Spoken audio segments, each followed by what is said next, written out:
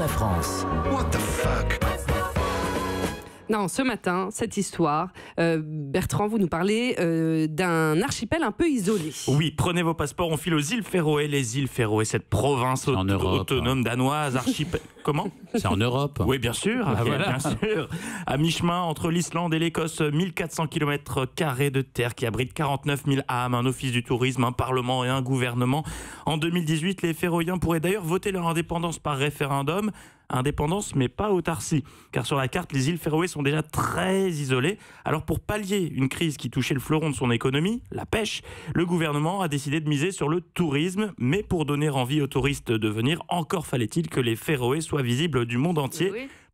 Problème, elle n'apparaissait pas sur le service de navigation virtuelle Google Street View. Alors, est-ce que vous pouvez rappeler déjà ce que c'est Google Street View? Avec plaisir, Daphné. C'est un service de navigation virtuelle qui permet de visualiser un panorama à 360 degrés d'un lieu.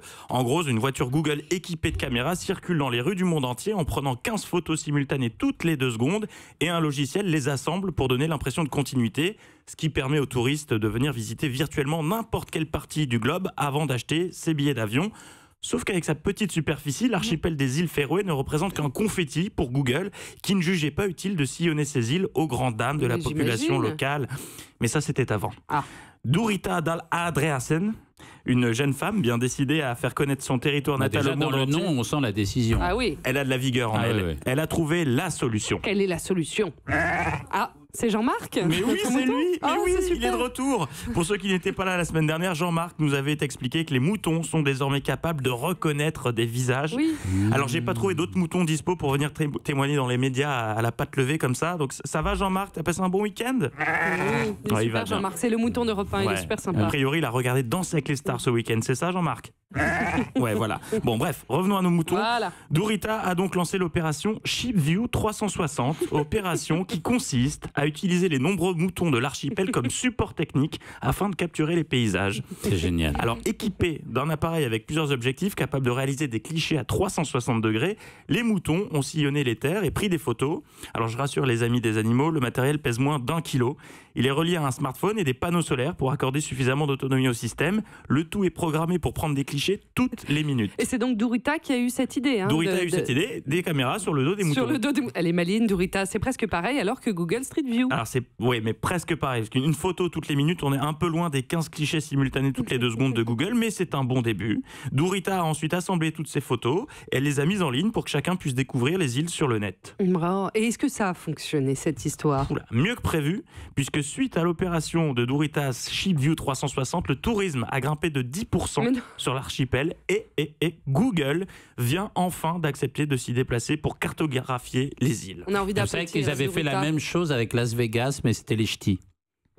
C'était équipé de caméras. Mais bravo Durita. Mais Durita, vous savez ce qu'elle faisait avant ou pas du tout? Durita, elle faisait des biscuits apéritifs. Les fameux Duritas. Non. Non, je ne sais pas du tout ce qu'elle faisait. Ça suffit. C'est venu comme ça. Mais en plus, quand je vous vois, je vous crois au début. C'est insupportable. Mais non, je ne sais pas du tout quelle était la vie de cette personne. Et ça a donné des idées aux Féroïens euphoriques. Ils ont décidé de s'attaquer à un autre chantier 2.0, l'absence du féroïen sur Google Translate.